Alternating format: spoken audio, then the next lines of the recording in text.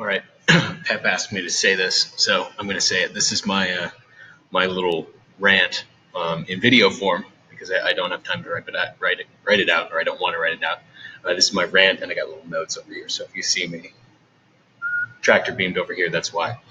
So this is why the deprecation of search terms and match types, or search terms of match types in Google Ads is terrifying.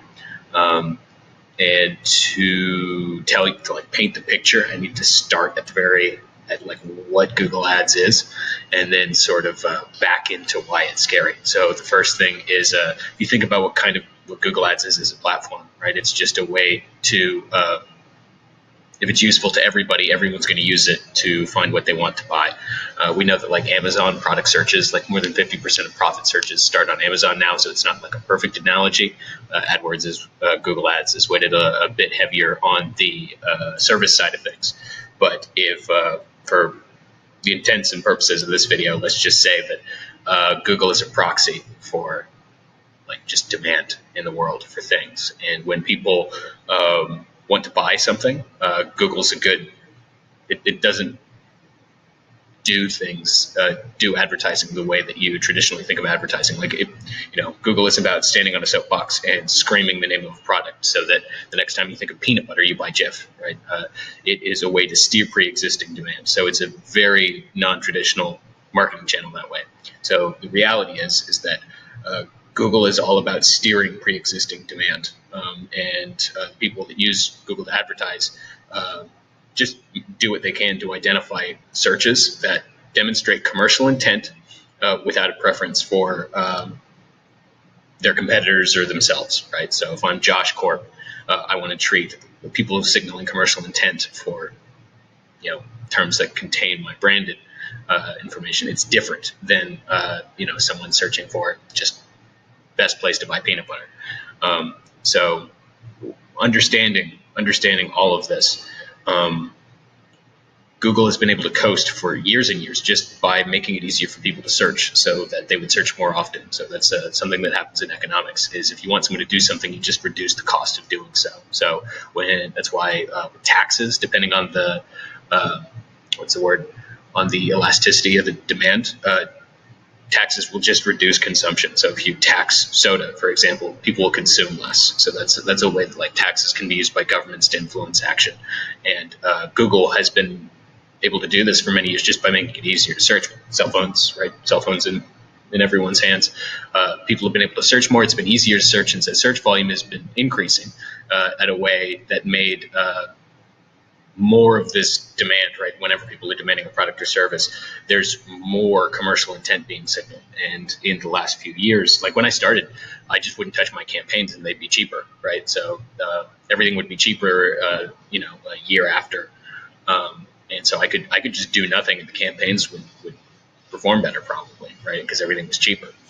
That's not the case anymore. We can see that cost per click is rising for paid search, and Google has found a way to sort of hide this fact, right? So there's this cult of efficiency, like everything. Amazon's better than or Amazon gets better every year.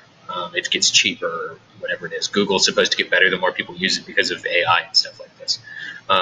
But the sort of economies of scale that these you can think of it like a what do you call this?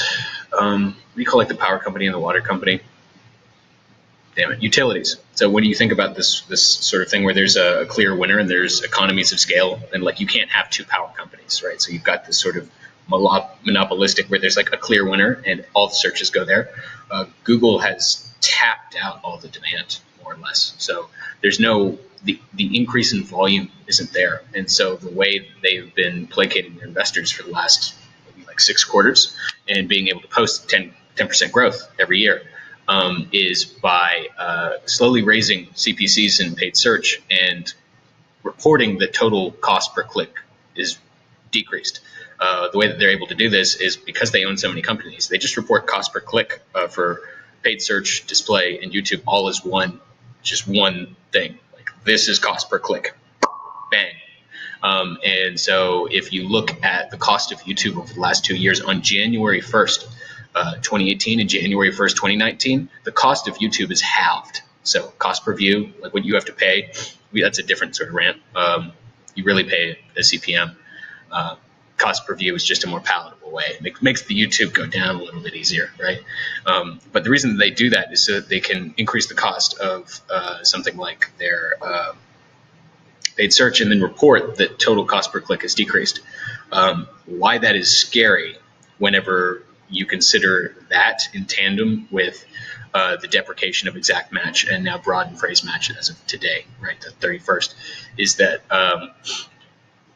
Google could be a force of good in the world and realize that the way that they would benefit and their customers would benefit is like a rising tide lifts all boats, right? Like how our customers only want to pay when someone signals commercial intent without a preference.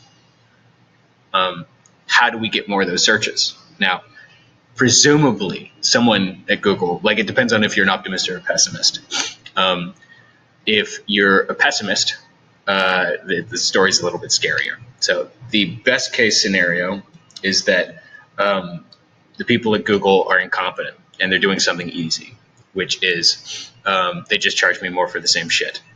And the way that they get me to do that is they have me pay for more garbage searches, right? The ones that I don't want to pay for by deprecating exact and phrase match and now broad match modified keywords. Now, if that's the optimistic view, is that Google are either incompetent or lazy. Now, the pessimistic view is that some of the smartest minds on the planet, the people at Google, have thought about this. They've realized it, and they've seen things like income inequality and everything else. Right? I'm sounding like a hippie right now, and I'm not no communist. But the scary part is if the smartest minds on the planet have realized that, like, okay, the way we make more money, is we've tapped out all the commercial intent. It's maxed out. We can't make people pay anymore for these things or anything like that arbitrarily. Is that they've decided it's a fool's errand, and that the smartest people have realized or decided that you can't raise the tide for all boats, right? Like the idea of creating more commercial demand, like creating the amount of products and services. They're like increasing the amount of products and services that the people in their countries want to buy would be smart for the company. They've decided that's stupid and a fool's errand. So that is why you can either take the side that Google could be a force of good in the world and is choosing not to. They're abdicating that sort of responsibility, or that, I'd love to sell more cars. I'd love if my car dealer sold more cars because more people were looking for cars, and that'd be great. But that's not what's happened. So yeah, that's it.